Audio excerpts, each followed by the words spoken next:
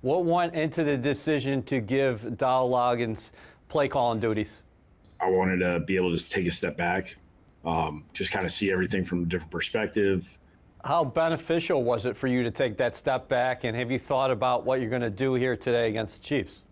We talked about it. One of the things we were going to really focus on was keeping a lot of the things the same that we have it. I told Dal I think you should keep calling plays. The offense got into a groove early last week against the Bills. Let's look at some of those plays. Yeah, this was, we had 3rd and 3 here. If we had, fourth or 3 or less, we were going to go for it. So, one of my jobs on this day was, hey, just give him a heads up. Hey, you got 2 downs here, so he could, change his 3rd down call. He knew he had 2 downs to get this thing, so he was able to call this run, which this is a good play, especially when teams playing man, which that happens a lot on 3rd and short. With Perine speed, this is a good play. How much do you enjoy seeing the big guy, Mekhi Becton, out in space?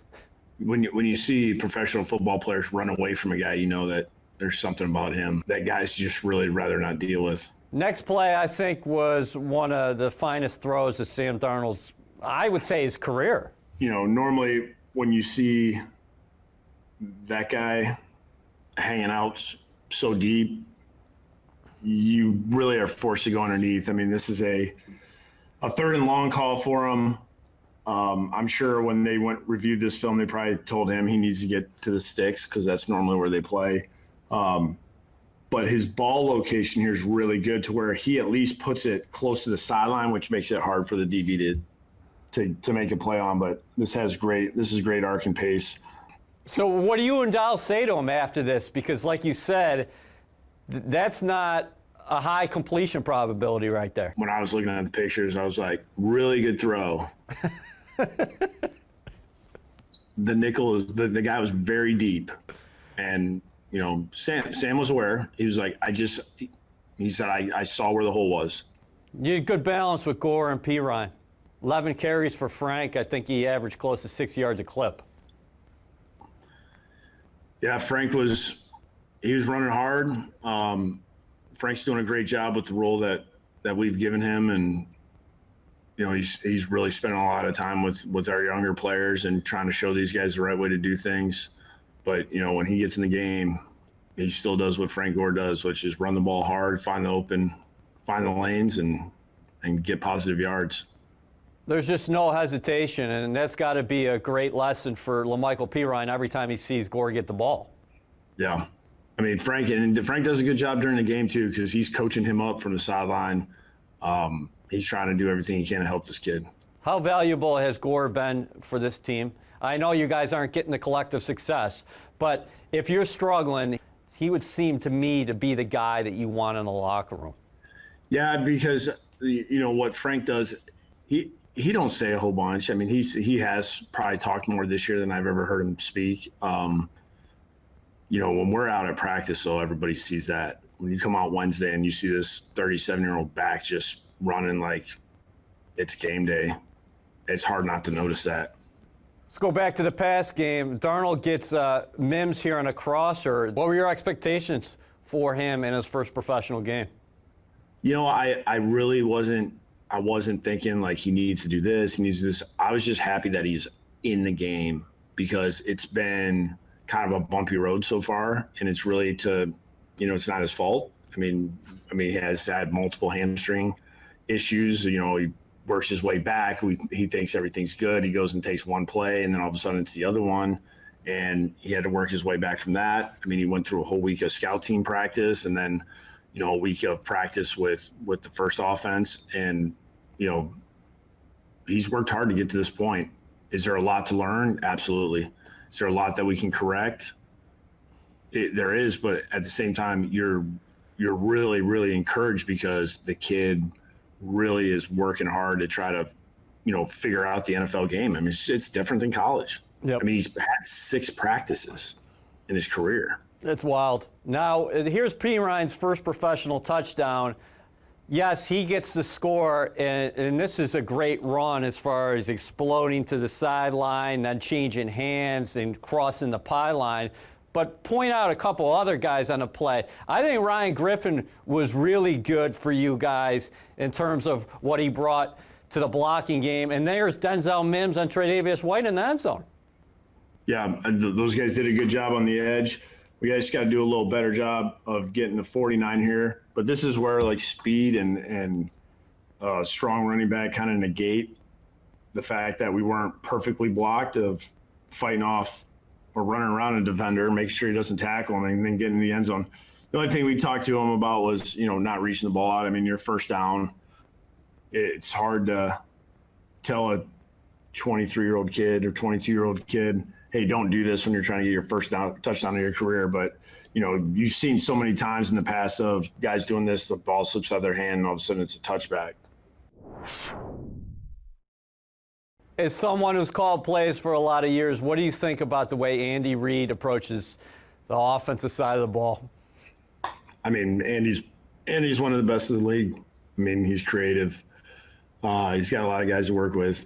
He's built obviously a phenomenal offense, but they've done a good job on defense too, as far as they have some legit superstars on that side as well. I mean, they won the Super Bowl. I mean, this is a really, really good team. Tyreek Hill, he can take the top off of defense, but so can Mecole Hardman.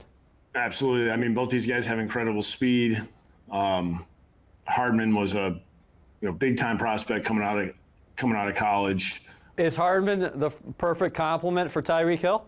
Yeah, I mean, you can't ask for the fact that you got another fast guy. He's a little bit bigger body, but there's a lot of similarities in the aspect of they both can carry the ball in the run game. They both can stretch the field. They can do things underneath. This is a tough group to play against.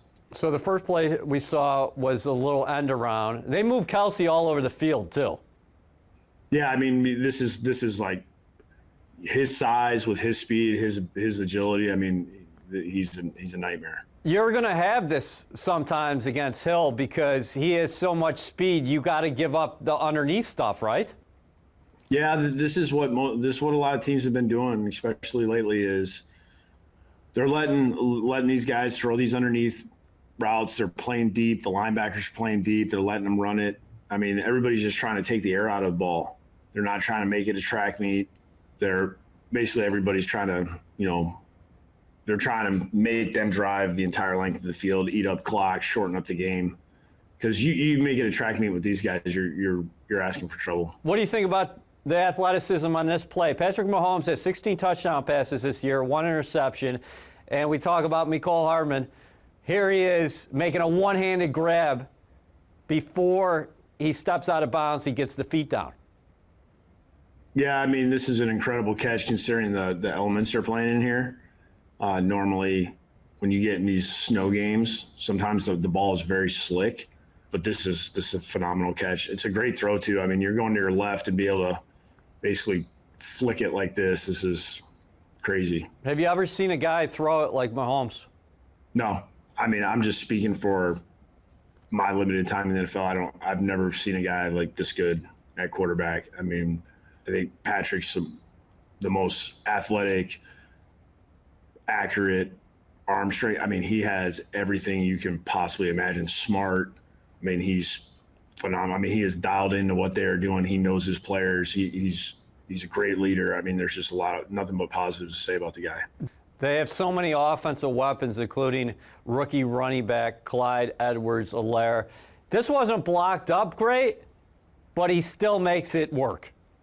Yeah, this guy was a good player coming out, and you can see. I mean, he's having success in the NFL as well as anybody's ever had in the history of the NFL. He went to the perfect team probably for him to where he could jump in there, he could play, and be impactful. 4.8 yards a pop. He also can catch it out of the backfield. Here is Helaire again, just getting free in the open field. Yeah, this is a well schemed up play as far as what they're doing formationally. So they're pulling these three guys out. This guy's going to be in the middle of the field, and they're ended up basically they're not blocking these two guys. And so now they have pullers coming around. They have the number count here. So really the issue, why this is such an issue is Patrick's really reading this guy. So if 55 just came flying down the line of scrimmage, he would pull it. Now the problem is they have another guy here. So really what they have going on is they have two guys kind of doing the same job here. This is a tough one for the defense.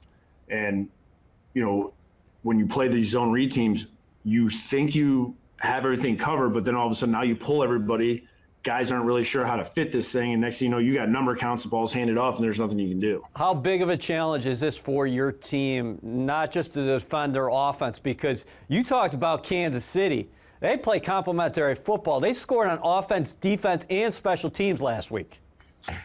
Yeah, it's you have to play the ultimate complementary football game. You have to do a great job on offense as far as trying to control the ball.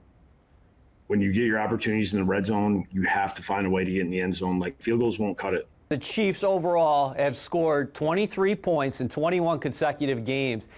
And conversely, the defense, they have given up 20 points or less in 6 games this season. Yeah, this is definitely this is the team that everybody's trying to topple. This is a team that won it all last year. You know, they play like that. They play confident. They create turnovers. They score. You know, there's just you're really not sure what you're going to get from snap to snap. I mean, they're all over the place.